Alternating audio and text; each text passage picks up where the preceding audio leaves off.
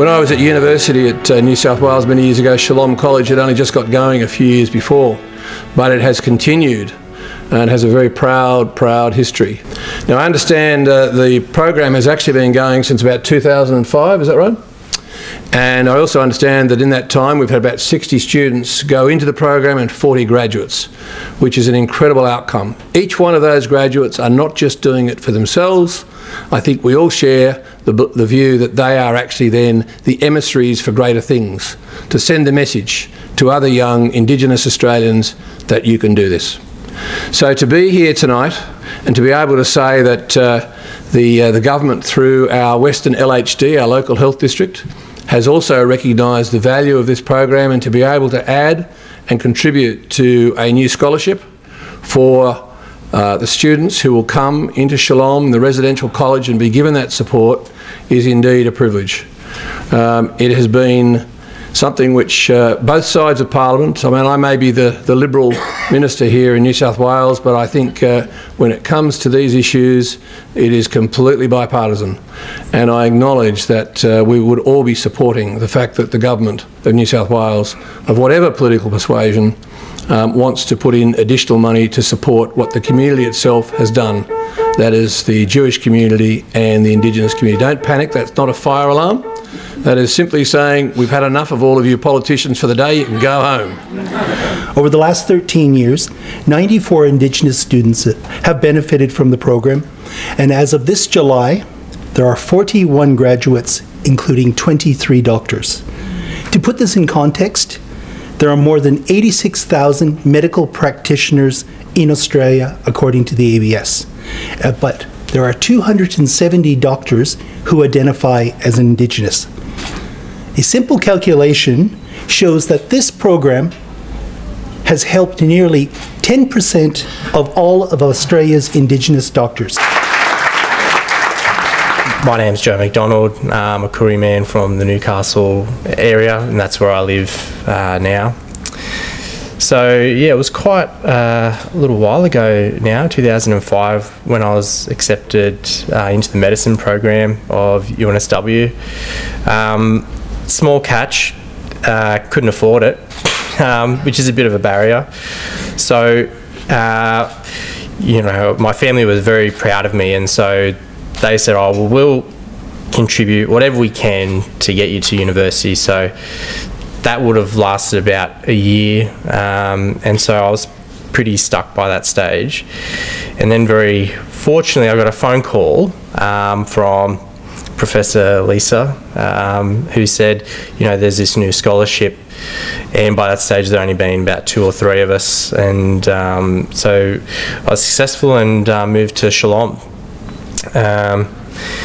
which was great. I mean, there were the tangible things like a place to live and food, and that is necessary. But I think what this scholarship really provided as well was a good environment for study. So particularly, you know, Hilton runs a great college. And I think because of its roots, it's strongly anti-racism, and so I think that was such a big part of the success of living in Shalom, was that it was a very safe environment. So when thinking about the benefits of this scholarship, I don't really know how to value it. I can tell you about how to value it for myself. I've been really blessed twice. I've been blessed with an education and a different path in life from what I would have gone down any other way. But I've also been blessed with being able to help my own community, and that's so powerful. It's so special to me to be able to say that. And I remember this terrible woman, Dame Marie Bashir, said to me the following. She said, have you ever thought what it would be like to walk into a hospital as an Indigenous person and not see anybody in that hospital who was from your tribe, from your clan, etc.? And that has stayed with me for 13 years. And as my family donated to this, and as I must say the well-oiled machine said, make it 2 scholarships, and so they went on, Walt, it's happened in other places. I know that my mum, who's here tonight, smiled occasionally when I said yes, and my brother, who's here tonight, as you heard, agreed with it. This is a wonderful cause. This Gamarada scholarship plan is fantastic for 5 reasons. First, as you've heard from Joe McDonald, and it makes me beam, as it must those, to see how able Joe is, how wonderful he is. And I've seen it almost 40 times as I've graduated.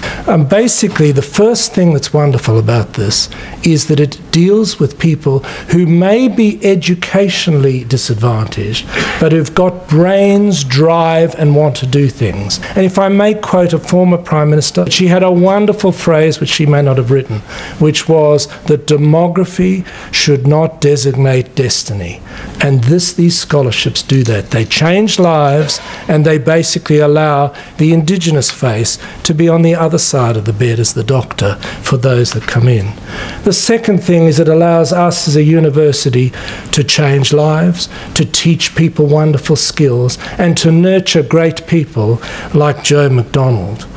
And the third thing is, I've always loved Shalom College, and I loved what was said earlier about bringing together the concept of having no racism and joining hands, because that's what Shalom has done. And Hilton, you've done good by doing that. The fourth thing is I think it unifies people. I want to absolutely say to the ministers that are here, both of whom I respect immensely, good on you for your support. And to the shadow ministers, and without getting into the politics of it, good on you for being here. This is wonderful. It's what we need in Australia, is working together to a foundation and a thing that we can be very proud of. And finally, the fifth thing, which means a lot to me, is that Alona and others have brought together philanthropy with the university and with a strong cause. It is wonderful for our family to be given the opportunity to give some of our money to see people like Joe do the wonderful things they do. In short, 5 quick things. I compliment all of you who've been involved, and to the redoubtable Lisa Pulver-Jackson, thank God she's moved to another university because she used to ring me every day. She's the most amazing woman. But to all of you, congratulations, and it's a great privilege to be involved.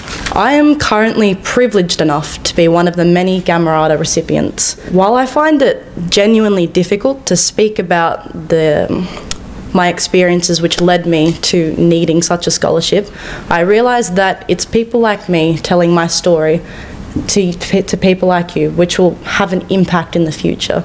So hopefully by me speaking tonight, you can understand the difference that you're making in someone's life. For a large proportion of my life, it was just my mother and I. I never had what most would consider a father figure, and I didn't understand what a dad was. It was quite interesting to see in primary school, Father's Day, I went home and asked my mum, I was like, Mum, why people bring their uncles to school? It's so weird. And the only question I had was, Mum, why does my uncle live closer? And I think that being the only question I asked is a genuine testament to the hard work of my mum and the dedication and time and support and love she put into raising me by herself. Being a single mum, working in the city full-time and having to travel more than 2 hours each way often meant that I was the last kid left at the daycare centre, and that dinner was more often than not baked beans or toast or scrambled eggs, neither of which I like eating today. But then both of our lives changed. 2 little bundles of joy popped into our lives. My 2 beautiful younger sisters, although I will never tell them that, and I will not like any of you to repeat it. And then it became the 4 of us, my mother, myself, and my 2 younger sisters. Suddenly, my life revolved around my family. I did everything for them. So during the later years of high school, I was working 4 jobs, trying to keep a roof over our heads, food in our stomachs, and paying the school bills. I don't know if many of you are aware, but working as a checkout chick at Woolworths, a netball canteen, a bridal gown preservation shop, and a kids love to cook business doesn't exactly pay very well. More often than not, I found I was working overnight and choosing my jobs over my studies just so my sisters could have colouring and pencils for school. They had books to write in, they could get their textbooks, and we could go to the movies. So It came to a point where I had to choose between school or my family. And for me, the choice was pretty obvious. No one in my family had ever gone to university. No one in my family had ever gone past year 10. I thought that by choosing my family, I was making the right choice. My sisters would be better off, I could provide for them, and I could stay with my mum. But then I thought, why don't I apply for a Gamarada scholarship? It was honestly a whim, a fleeting moment, a chance that I thought I could take and something that I thought would take me somewhere.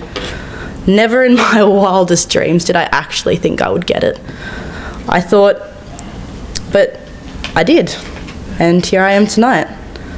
Suddenly, a university education seemed possible. I could pave the way for my sisters. I could get a degree. I could get a job in the future. I didn't have to become a personal assistant. I could be someone for my sisters. I could motivate them to pursue a degree. I could help them finish high school. And I can never thank any of you here enough for that. You have ensured that my life has taken a radically different course. I can now get a degree. I can now do a job that I'm genuinely passionate and interested in. I can support my sisters. I can ensure that hopefully one day they come through the same program. And now at Shalom, I have found that many of the people that I thought would be my friends have actually become more like family. It's a community. I feel supported. I have a roof over my head, I have food in my stomach, I have clothes on my back, and I'm happy.